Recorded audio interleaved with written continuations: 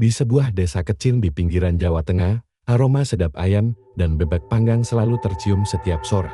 Desa itu terkenal karena hidangan ini, dan hampir setiap rumah makan di sana punya resep rahasia yang jadi kebanggaan. Namun, di tengah persaingan itu, ada dua nama yang paling sering dibicarakan warga: warung ayam bebek panggang Wintaran dan warung ayam bebek panggang Kasto.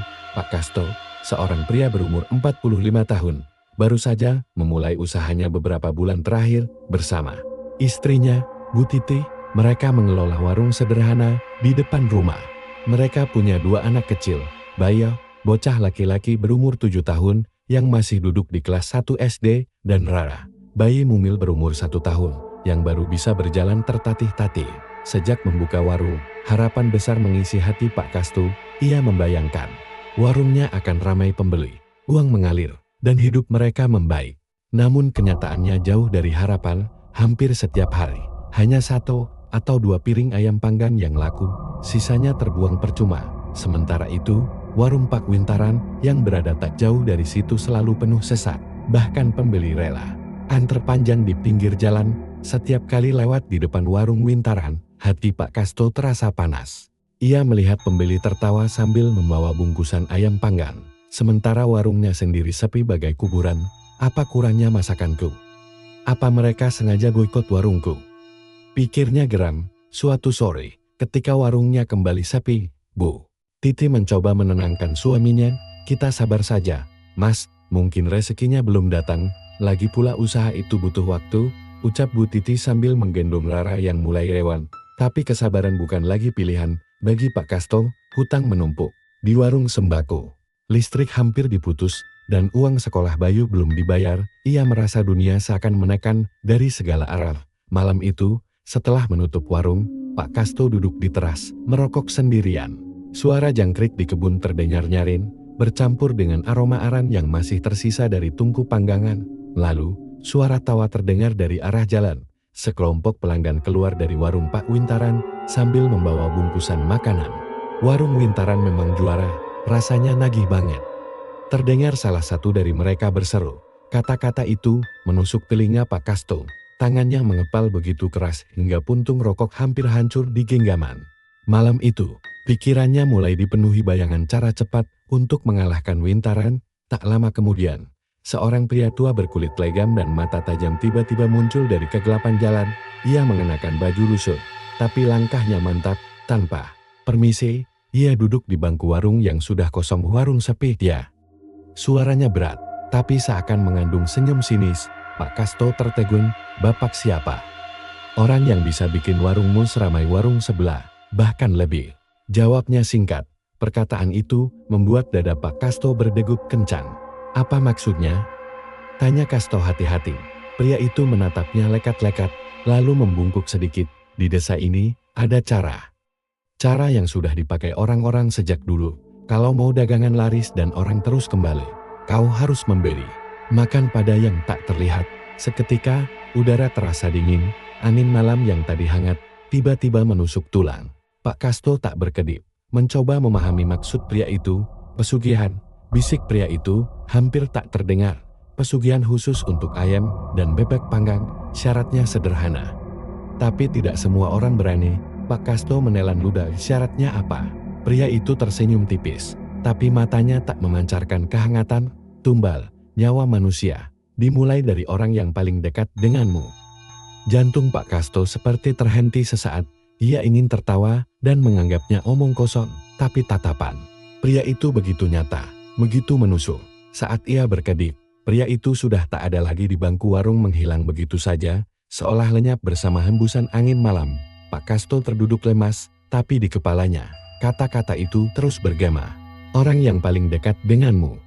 Sejak pertemuannya dengan pria misterius itu, pikiran Pak Kasto tak pernah tenang. Malam demi malam ia terus memikirkan kata-kata yang diucapkan. Tumbal, nyawa manusia, dimulai dari orang yang paling dekat denganmu. Ia ingin melupakannya. Tapi setiap kali melihat warung sepi dan hutang semakin menumpuk, godaan itu datang lagi. Seolah-olah suara pria itu berbisik di telinganya. Setiap kali ia sendirian. Suatu malam, ketika Bu Titi dan anak-anak sudah tertidur, Pak Kasto duduk di dapur sambil menatap tungku panggang yang sudah dingin. Asap rokoknya mengepul pelan, namun entah mengapa ia merasa seperti ada bayangan hitam berdiri di sudut ruangan. Bayangan itu tak bergerak, hanya memandangnya. Kau sudah memikirkan tawaranku? Suara berat itu terdengar jelas, padahal tak ada orang di sana. Pak Kasto tersentak, rokok di tangannya hampir jatuh. Siapa di sana? Dari kegelapan, sosok pria berkulit legam yang ia temui di warung beberapa malam lalu muncul perlahan. Kini wajahnya lebih jelas, kulitnya seperti terbakar matahari, matanya merah menyala, dan mulutnya tersenyum menampakkan gigi yang runcing. Aku tidak punya banyak waktu, Kasto, katanya dengan nada datar. Kalau kau mau warungmu lebih ramai dari warung Wintaran, ikuti aku malam ini. Ke kemana? Suara Kasto bergetar, ke tempat di mana perjanjian dilakukan, jawab pria itu singkat. Tanpa sadar, Pak Kasto menurut. Ia hanya mengenakan jaket tipis dan sandal jepit, lalu mengikuti pria itu keluar rumah. Mereka berjalan menyusuri jalan desa yang gelap. Lampu-lampu rumah sudah padam. Hanya suara anjing menggonggong di kejauhan yang terdengar. Setelah hampir setengah jam berjalan, mereka sampai di pinggiran hutan bambu yang terkenal angker. Angin malam meniup dedaunan, menimbulkan suara gemerisik yang menyerupai bisikan. Jangan ragu, begitu kau masuk, tidak ada jalan kembali, ujar pria itu tanpa menoleh. Pak Kasto menelan ludah, langkahnya ragu, tapi rasa iri dan amarah pada Pak Wintaran menutup semua logikanya. Di tengah hutan, mereka sampai di sebuah rumah kayu reyot yang atapnya dipenuhi lumut. Bau amis bercampur anyir darah menyengat di udara. Pintu rumah itu terbuka sendiri, dan dari dalam terdengar suara seperti ayam menggelepar, bercampur suara erangan manusia yang lirih, namun menyayat telinga. Di dalam rumah, hanya ada satu tungku besar yang menyala. Api di dalamnya bukan berwarna merah, melainkan kehijauan, seakan membakar sesuatu yang bukan dari dunia ini. Di samping tungku, berdiri sosok tinggi besar, tubuhnya ditutupi bulu hitam, matanya seperti bara api, dan paruhnya meneteskan darah segar. Inilah majikan yang akan memberimu rezeki, kata pria berkulit legam itu sambil menunduk, tapi ia butuh makan. Dan makanannya bukan sembarang daging. Makhluk itu mendekat, dan suaranya terdengar langsung di kepala Kasto, berikan aku nyawa orang yang membesarkanmu. Dan aku akan berikan aroma daging panggang yang membuat manusia lupa diri. Kasto terperanjat, orang yang membesarkanku. Maksudnya kedua orang tuamu, potong pria itu dengan suara datar. Itu hanya langkah awal. Setelah itu, kau akan melihat keajaiban. Pak Kasto merasa dadanya sesak. Wajah kedua orang tuanya muncul di benaknya. Wajah yang selalu tersenyum dan menolongnya. Tapi bayangan warungnya yang penuh pembeli, uang yang mengalir deras, dan wajah Pak Wintaran yang muram membuat pikirannya goyah. Pikirkan cepat, desis makhluk itu. Kalau tidak, tawaran ini akan aku berikan pada orang lain. Dan kau akan tetap hidup dalam kemiskinan, di tengah kegelapan dan bau anyir yang semakin menusuk. Pak Kasto merasa seperti ditarik ke jurang. Jantungnya berdegup keras, tapi entah mengapa, bibirnya mulai mengucap kata yang akan mengubah hidupnya selamanya. Malam itu, setelah pulang dari hutan, langkah Pak Kasto terasa berat. Angin malam menyapu wajahnya, tapi keringat dingin justru mengalir di punggungnya. Kata-kata makhluk itu terus terngiang di telinganya. Berikan aku nyawa orang yang membesarkanmu. Sesampainya di rumah, Bu Titi sudah tertidur di samping Rara. Bayu meringkuk di tikar. Pelukannya pada guling begitu erat. Kasto duduk di teras, menatap kosong ke arah langit gelap. Ia mencoba menepis semua pikiran gila itu. Bagaimana mungkin aku tegar? Tapi kemudian ia kembali teringat wajah Pak Wintaran yang selalu tersenyum puas melihat warungnya penuh. Ia teringat hutang yang menumpuk. Teringat tatapan pemilik warung sembako yang menagih uang dengan nada sinis. Pagi berikutnya, Kasto memutuskan mengunjungi rumah orang tuanya. Rumah itu sederhana, berdinding anyaman bambu dengan pekarangan penuh pohon kelapa. Ayahnya, Pak Wiryo, duduk di kursi bambu sambil menyesap kopi. Ibunya, Bu Sarinan, sedang menjemur pakaian. Loh, Kasto, tumben pagi-pagi sudah kesini, sapa ibunya dengan senyum hangat. Senyum itu membuat hati Kasto perih. Ia pura-pura tertawa kecil. Iya, Bu rindu aja. Hari itu, ia sengaja membantu di rumah orang tuanya, membelah kayu, membersihkan halaman, bahkan makan siang bersama. Tapi di balik semua itu, pikirannya bergolak. Apakah ini terakhir kali aku melihat mereka seperti ini? Menjelang malam, ia mengajak orang tuanya ke rumahnya dengan alasan ingin makan malam bersama. Bu Titi heran, tapi tak curiga. Sementara itu, Kasto diam-diam sudah menyiapkan apa yang diminta makhluk pesugihan. Tepat tengah malam, saat semua orang tertidur, suara ketukan terdengar di jendela dapur, tok tok tok. Kasto bangun perlahan, memastikan Bu Titi tidak terbangun. Ia membuka pintu belakang, dan di sana berdiri pria berkulit legam itu. Di belakangnya, bayangan besar dengan mata merah menyala menunggu di kegelapan. Waktunya, bisik pria itu. Kasto menelan ludah. Dengan langkah berat, ia masuk ke kamar tamu tempat orang tuanya tidur. Lampu dipadamkan, hanya cahaya samar dari bulan yang menerobos celah jendela. Tangannya gemetar saat ia menyentuh bahu ayahnya. Ayah, ibu, ikut aku sebentar, ada yang mau aku tunjukkan di dapur, katanya dengan suara dibuat senormal. Mungkin Pak Weryo dan Bu Sarinun setengah mengantuk, tapi mereka menurut. Mereka berjalan perlahan ke dapur, tanpa tahu maut sedang mengintai. Begitu mereka masuk, pintu menutup sendiri dengan hentakan keras. Bau anyir langsung memenuhi ruangan. Dari kegelapan, makhluk itu melangkah maju. Tubuhnya setinggi pintu, paruhnya berlumuran darah, dan cakar kakinya mencengkeram lantai kayu hingga retak. Apa ini, Kasto? Suara ibunya mulai panik. Kasto tak menjawab, air matanya jatuh, tapi ia tak mundur. Makhluk itu mengeluarkan suara mengerikan, separuh kokok ayam, separuh erangan manusia. Dalam sekejap, cakar panjangnya menyambar leher Pak Weryo dan Bu Sarinun. Darah menyembur ke lantai, menebarkan bau besi yang tajam. Jeritan mereka hanya terdengar sebentar sebelum berubah menjadi bunyi gargling mengerikan. Kasto mundur, tubuhnya gemetar hebat. Makhluk itu menelan potongan daging seperti binatang kelaparan. Api tungku di dapur tiba-tiba menyala sendiri, memantulkan cahaya kehijauan di wajah Kasto yang pucat. Selesai melahap, makhluk itu menatap Kasto dengan mata menyala. Bagus, sekarang kita mulai perjanjian. Tiba-tiba, udara di dapur menjadi berat. Napas Kasto tersengal. Dari lantai, asap hitam pekat muncul, membelit tubuhnya seperti tali. Suara makhluk itu kembali berbisik di kepalanya. Mulai besok, warungmu akan penuh. Tapi ingat, kau harus terus memberi makan. Saat semua asap lenyap, yang tersisa hanyalah lantai dapur yang basah oleh darah, dan keheningan yang membuat telinga berdenging. Pagi itu, suasana di warung Pak Kasto berbeda dari biasanya. Baru saja membuka pintu, sudah ada 2 orang pelanggan yang menunggu di depan.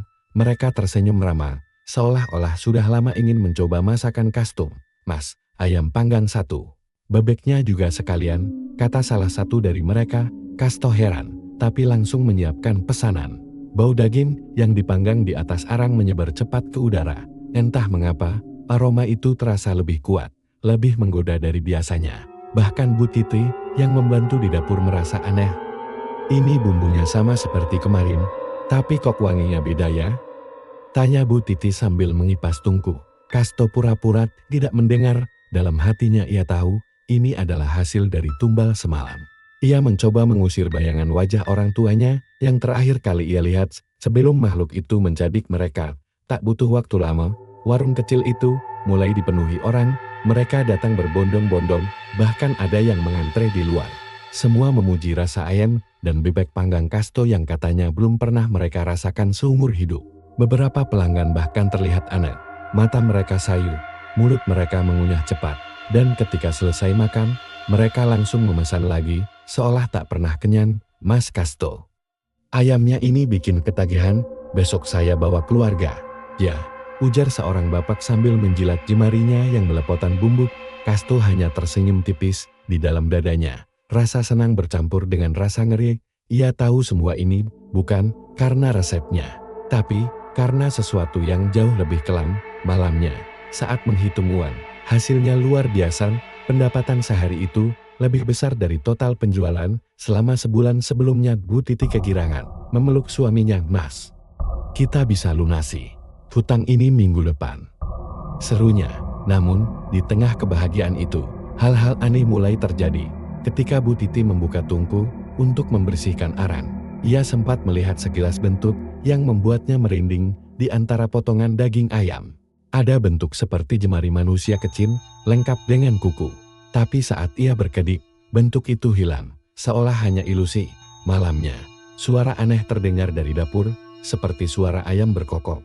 Tapi diiringi erangan manusia yang lirih, Kasto terbangun, berdiri di depan pintu dapur. Ia melihat bayangan besar dengan mata merah, melintas di antara tungku dan pintu belakang, lalu menghilang. Hari-hari berikutnya, warung semakin ramai. Namun, setiap kali Kasto memandang ke arah tungku, ia merasa seperti ada wajan yang terbakar di antara arang wajah ayah dan ibunya. Mulut mereka bergerak, seakan ingin mengatakan sesuatu, tapi tak ada suara yang keluar. Di luar, Pak Wintaran mulai curiga, pelanggannya semakin berkurang drastis, dan ia tahu betul bahwa selama ini, masakan Kasto biasa-biasa saja, tidak mungkin ini cuma karena bumbu, pikirnya. Ia pun mulai mengintai diam-diam. Sementara itu, di suatu malam yang sunyi, Kasto kembali mendengar suara di kepalanya. Suara makhluk itu, berat dan dingin, kau sudah merasakan manisnya rezeki. Tapi ini baru awal, segera siapkan tumbal berikutnya, atau semua yang kau dapat akan lenyap. Kasto terbangun dengan keringat dingin, ia tahu siapa yang dimaksud. Makhluk itu untuk tumbal kedua. Dan pikirannya langsung tertuju pada anak-anaknya. Sejak suara makhluk itu terdengar di kepalanya, Pak Kasto tidak bisa tidur nyenyak. Setiap kali ia memejamkan mata, wajah Bayu dan Rara muncul bukan dalam keadaan ceria seperti biasanya, tapi pucat, mata kosong, dan tubuh mereka terbaring tak bernyawam. Pagi itu, Bu Titi sibuk menyiapkan sarapan, Bayu duduk di lantai sambil bermain mobil-mobilan, sementara Rara berjalan terpincang-pincang menghampiri ayahnya.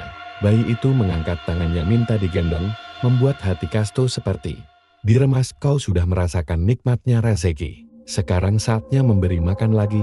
Suara itu berbisik di kepalanya, dingin dan penuh tekanan. Kasto mencoba menepis. Tidak. Ini anak-anakku sendiri, gumamnya dalam hati. Namun, hari itu, kejadian aneh mulai terjadi saat memanggang ayam di tungku. Kasto melihat sekilas wajah Bayu muncul di permukaan kulit ayam yang terbakar. Tersenyum kaku. Ia kaget sampai hampir menjatuhkan panggangan. Begitu berkedip, wajah itu hilang. Tapi aroma daging yang terbakar semakin menyengat malamnya. Saat semua orang tidur, Rara terbangun dan menangis keras. Bu Titi mencoba menenangkan. Tapi tiba-tiba bayi itu menatap ke sudut gelap kamar dan berhenti menangis. Matanya membulat ketakutan. Mas, ada orang di situ, kata Bayu pelan, menunjuk ke sudut yang sama. Kasto menoleh. Tidak ada siapa-siapa, hanya bayangan. Tapi di dalam bayangan itu, ia melihat dua mata merah menyala menatapnya. Keesokan harinya, makhluk itu muncul lagi di mimpinya. Kali ini wujudnya lebih mengerikan, tubuhnya lebih besar, bulu hitamnya basah oleh darah, dan paruhnya meneteskan cairan merah pekat. Daging ayam dan bebek saja tidak cukup.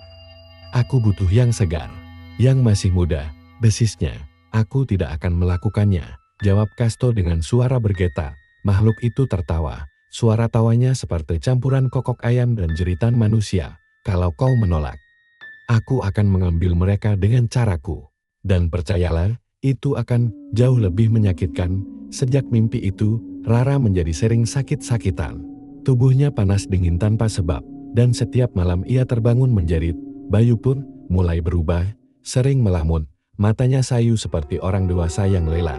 Bu Titi mulai curiga. Mas, ini semua terjadi setelah warung kita ramai. Ada yang aneh. Apa yang kau sembunyikan dari aku? Kasto tidak menjawab.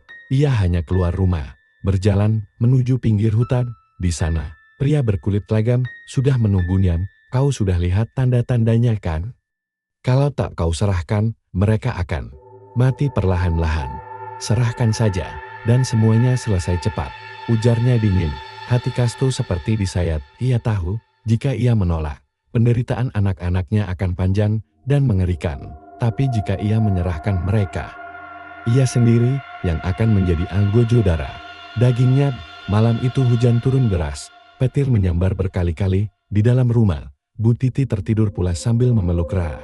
Sedangkan Bayu tidur ditikar di dekat pintu. Kasto duduk di kursi, menatap kedua anaknya. Air matanya jatuh, bercampur dengan keringat dingin berlalu. Ia bangkit, pintu belakang terbuka pelan, dan bayangan hitam besar masuk tanpa suara. Mata merah itu menatap Kasto, seolah menuntut janji. Dengan langkah berat, Kasto menggendong Rara, lalu memegang tangan Bayu. Anak itu setengah terbangun, tapi tak melawan. Mereka dibawa keluar menuju kegelapan. Hujan membasahi tubuh mereka. Di tengah hutan, tungku besar dengan api hijau sudah menyala. Makhluk itu berdiri di depannya, membuka paruh lebar-lebar. Jeritan Bayu dan tangisan Rara bercampur dengan suara petir hingga akhirnya hilang, tergantikan oleh aroma daging terbakar yang menusuk hidung. Saat semuanya selesai, Kasto jatuh berlutut, tangannya gemetar, wajahnya pucat, tapi di sudut bibirnya muncul senyum getir. Karena ia tahu, mulai besok, warungnya akan menjadi yang paling ramai di desa. Malam itu langit gelap gulita, angin berhembus kencang, membuat pepohonan di sekitar rumah Pak Kasto bergoyang liar. Ibu Titi baru saja menidurkan anak bungsunya yang baru berusia setahun, sementara Raka, anak sulung mereka, asyik menggambar di ruang tamu. Namun di dalam hati Pak Kasto, gejolak kegelisahan mulai memuncak. Di kepalanya terngiang kembali suara berat yang pernah ia dengar di hutan beberapa minggu lalu. Tumbal pertama sudah lunas, kini saatnya tumbal kedua, darah keturunanmu. Kata-kata itu begitu jelas, seolah jin pesugihan itu berdiri tepat di belakangnya. Pak Kasto mencoba mengabaikan, tapi pikirannya kacau. Ia tahu, jika tidak menyerahkan tumbal kedua, semua kekayaan dan kejayaan yang baru saja ia dapat akan lenyap. Lebih buruk lagi, nyawanya sendiri mungkin jadi taruhannya. Ia duduk di kursi ruang makan, menatap kosong dinding rumahnya. Sementara, teluh dingin membasahi pelipisnya. Malam semakin larut. Suara jangkrik semakin jelas, dan sesekali terdengar lolongan anjing dari kejauhan. Di luar, bulan purnama pucat menggantung, memantulkan cahaya redup yang membuat bayangan-bayangan di halaman tampak bergerak sendiri. Tiba-tiba, terdengar suara berbisik dari arah dapur. Waktunya, Kasto. Pak Kasto menoleh cepat, tapi tak ada siapa-siapa. Yang ada hanya ayam panggang yang tergantung di dekat tungku, bergoyang pelan seperti dihembus angin. Aroma daging panggang itu kini tercium sangat menyengat, membuat Pak Kasto mual. Dari dalam ayam panggang itu, seperti ada suara lirik yang menyerupai tangisan anak kecil. Jantungnya berdegup kencang. Ia bangkit, lalu berjalan ke kamar tempat anak-anaknya tidur. Di sana, ia melihat Raka sudah tertidur pulas di lantai bersama adiknya. Wajah polos mereka membuat dada Pak Kasto terasa sesak, tapi di sudut kamar, bayangan tinggi besar berbentuk manusia dengan kepala mirip ayam dan bebek berdiri mematung. Matanya merah menyala, paruhnya menganga, mengeluarkan suara serak. Ambil satu, malam ini, atau kau semua binasan. Tubuh Pak Kasto gemetar hebat. Ibu Titi yang tiba-tiba masuk membawa segelas air, langsung membeku di tempat melihat sosok itu. Wajahnya pucat pasi, air di gelasnya tumpah ke lantai. Jin itu melangkah maju, meninggalkan jejak darah di lantai kayu. Bau anyir langsung memenuhi ruangan. Aku nggak bisa. Pak Kasto mencoba bersuara, tapi suaranya tercekat. Pilihannya, mudah anakmu atau seluruh keluargamu sekarang. Suara itu menggelegar, membuat lampu kamar berkedip-kedip. Tangisan bayi mereka tiba-tiba pecah, keras dan melengking. Jin itu menoleh ke arah bayi itu, lalu memanjangkan tangannya yang berbulu hitam dan basah. Ibu Titi berteriak histeris dan mencoba menghalangi. Tapi Pak Kasto malah menahan istrinya. Air mata mengalir deras di pipinya saat ia membisikkan, "Maafkan aku, Titi, ini demi kita." Detik berikutnya, suara bayi itu terhenti mendadak, berganti dengan kesunyian yang menyesakkan. Tubuh mungil itu kini berada di tangan sosok mengerikan tersebut, lalu perlahan-lahan lenyap bersama aroma daging panggang yang semakin pekat. Hening, hanya isak tangis Ibu Titi yang terdengar. Pak Kasto terduduk lemas, menyadari ia baru saja menyerahkan darah dagingnya sendiri. Namun di sudut bibirnya, entah mengapa, tersungging senyum tipis, senyum yang dipenuhi rasa takut sekaligus ketamakan. Malam itu hujan turun deras, petir menggelegar, dan angin kencang seperti berusaha merobohkan atap rumah Pak Kasto di dalam kamar. Suasana mencekam. Ibu Titi duduk di sudut, wajahnya pucat pasi, matanya bengkak karena menangis seharian. Di pangkuannya, si kecil Sinta yang baru berumur setahun tertidur pulas, sama sekali tidak tahu bahwa ajal sudah mengintainya. Pak Kasto berdiri di dekat jendela, menatap keluar ke arah jalan gelap yang menuju ke kandang ayam dan bebek panggangnya. Matanya merah, wajahnya tegang, keringat dingin bercucuran di pelipisnya. Dia baru saja menerima pesan lewat bisikan gaib dari makhluk pesugihan itu. Tumbal kedua.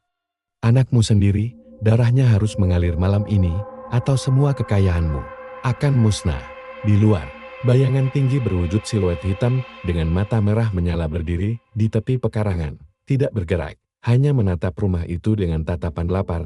Setiap kali petir menyambar, sosok itu terlihat semakin jelas, badannya kurus, panjang, kulitnya seperti arang, dan mulutnya sobek hingga telinga, meneteskan cairan hitam yang mendidih. Ibu Titi mulai sadar bahwa ada yang tidak beres. Mas, ini semua salah. Jangan bawa anak kita ke dalam dosa ini. Aku mohon. Suaranya bergetar, tapi tatapan Pak Kasto justru kosong, seperti sudah dikendalikan sesuatu. Kalau aku nggak nurut, semua ini habis. Kita nggak punya apa-apa lagi. Suaranya serak, nyaris seperti bukan miliknya sendiri. Tangannya gemetar saat meraih Sinta dari pelukan ibunya. Ibu Titi langsung berdiri, memeluk anaknya erat-erat. Mas, jangan. Aku rela jual semua. Kita mulai lagi dari nol. Asal jangan anak kita. Namun tiba-tiba, udara di ruangan menjadi dingin menusuk. Lampu berkelip-kelip sebelum padam total. Dalam kegelapan, terdengar suara tawa rendah serak, basah, dan memanjang datang dari arah pintu. Suara itu begitu dekat seolah ada di dalam rumah. Sinar petir memantul sesaat, menampakkan sosok hitam tinggi itu kini berada di ruang tamu. Nafasnya berat, setiap hembusan disertai bau busuk daging terbakar. Dia melangkah pelan, namun lantai kayu berderit setiap kali kakinya menyentuh. Ibu Titi berteriak histeris, memeluk anaknya sambil mundur. Tapi tiba-tiba tubuhnya seperti ditarik oleh tangan tak kasat mata. Sinta terlepas dari pelukannya dan melayang ke arah Pak Kasto. Bayi itu menangis keras, tapi suara tangisnya perlahan berubah menjadi lirih, hingga hilang sama sekali. Dalam cahaya petir terakhir, terlihat jelas sosok tinggi itu membungkuk, menenggelamkan wajahnya ke leher bayi itu, seperti menghirup aroma darahnya. Darah menetes ke lantai, mengalir membentuk simbol aneh.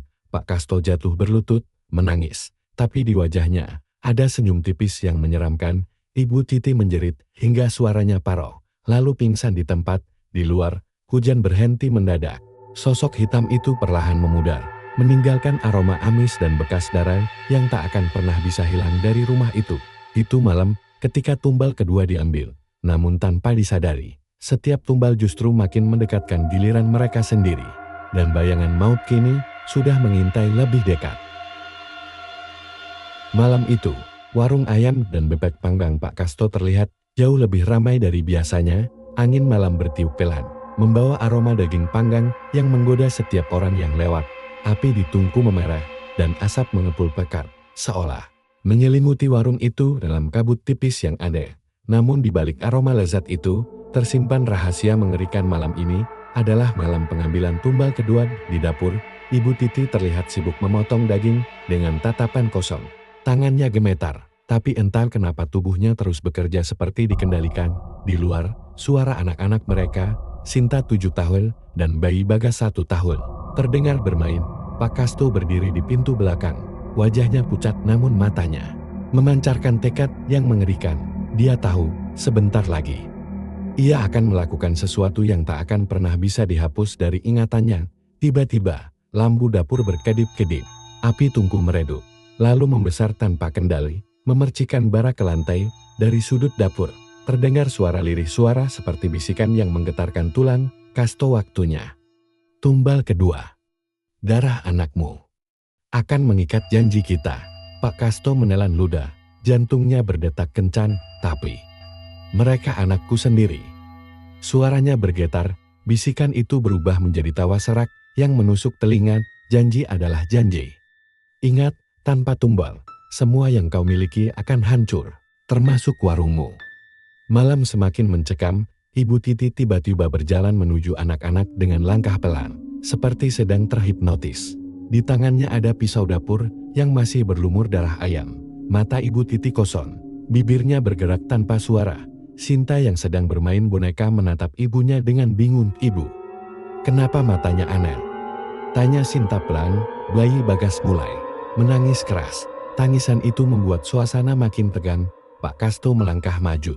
Namun di saat yang sama, dari tungku dapur, asap tebal keluar membentuk wajah mengerikan. Wajah itu seperti gabungan manusia dan unggas paruh tajam, mata merah, kulit melepul. Suara berat keluar dari asap itu, sekarang atau kau yang jadi gantinya, Kasto.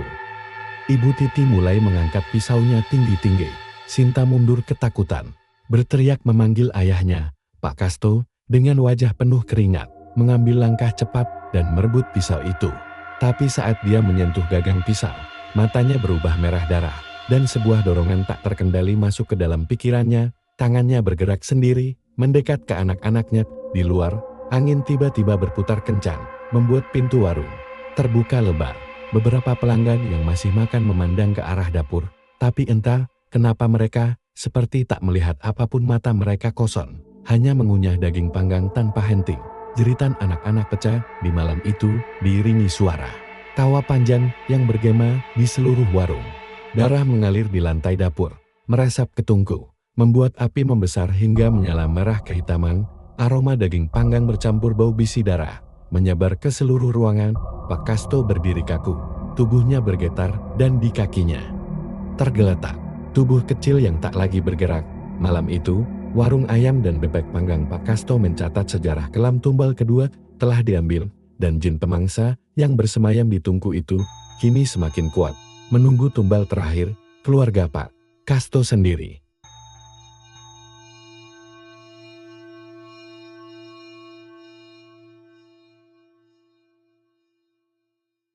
Malam itu, hujan turun deras, petir menyambar berkali-kali. Angin kencang membuat atap rumah Pak Kasto berderik, seperti ada sesuatu yang memaksa masuk. Bu Titi memeluk erat anaknya yang masih hidup. Si bungsu sudah lama jadi korban. Pak Kasto duduk di lantai, wajahnya pucat pasi, matanya merah bengkak, dan tangannya terus gemetar. Dari arah dapur terdengar suara cetak-cetak, seperti tulang yang dipatahkan. Lalu bau gosong tercium lagi, bau yang sudah sangat dikenalnya sejak melakukan pesugihan ayam dan bebek panggang itu. Hanya kali ini, bau itu lebih menyengat, seperti daging manusia yang terbakar. Pintu dapur perlahan terbuka sendiri. Dari balik gelap, muncullah sosok hitam tinggi besar. Matanya merah menyala. Mulutnya lebar dengan gigi runcing. Di tangannya ada nampan berisi potongan tubuh manusia yang masih mengepulkan asap. Dan di atas nampan itu, jelas sekali terlihat kepala kedua anaknya. Satu sudah gosong terbakar, satunya masih utuh, tapi matanya terbuka lebar menatap kosong. Ibu Titi menjerit histeris. Namun sebelum ia sempat berlari, makhluk itu melompat dan mencengkeram kepalanya. Seketika lehernya patah dengan suara krek yang memekakkan telinga. Darah memancar membasahi lantai. Tubuhnya langsung diseret ke dapur. Suaranya masih terdengar lirih memanggil nama anaknya sebelum akhirnya hilang di telan gelap. Pak Kasto merangkak mundur, punggungnya menabrak dinding. Aku sudah memberikan semua yang kau minta. Lepaskan aku. Teriaknya putus asa. Makhluk itu berjalan perlahan. Langkahnya berat, namun pasti belum. Kau belum lunas. Suaranya berat, bergema di seluruh ruangan. Perjanjian kita, nyawamu dan seluruh keluargamu adalah jamuan terakhir. Tiba-tiba dari luar rumah, terdengar suara ayam berkokok dan bebek menguak keras. Tapi nadanya aneh, seperti suara manusia menjerit kesakitan. Dari jendela, Pak Kasto melihat ratusan ayam dan bebek berwarna hitam pekat mengepung rumah. Matanya merah, paruhnya dipenuhi darah. Mereka mulai mematuk-matuk dinding, dan setiap kali paruh itu mengenai kayu, kayunya hancur menjadi abu. Makhluk hitam itu mencengkeram leher Pak Kasto dan mengangkatnya dengan mudah. Nafasnya terhenti, wajahnya membiru. Lalu tiba-tiba ia merasakan panas yang luar biasa.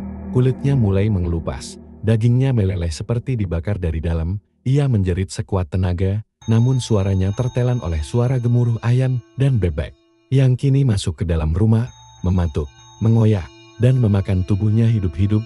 Rumah itu berguncang keras, lalu hening. Tidak ada lagi jeritan, tidak ada lagi suara. Hanya tersisa bau hangus yang menyesakkan dada. Keesokan paginya, warga yang penasaran karena tidak melihat Pak Kasto membuka warungnya menemukan rumah itu kosong. Tidak ada satupun perabot tersisa, hanya lantai yang hitam terbakar dan bercak. Darah kering di mana-mana. Anehnya, di tengah ruang tamu ada 2 piring besar berisi ayam dan bebek panggang. Tapi ukurannya terlalu besar untuk hewan biasa, dan aromanya membuat perut siapapun yang menciumnya mual bercampur takut. Dan sejak hari itu, setiap malam hujan deras, warga sering mendengar suara ayam berkokok dan bebek menguak di sekitar rumah.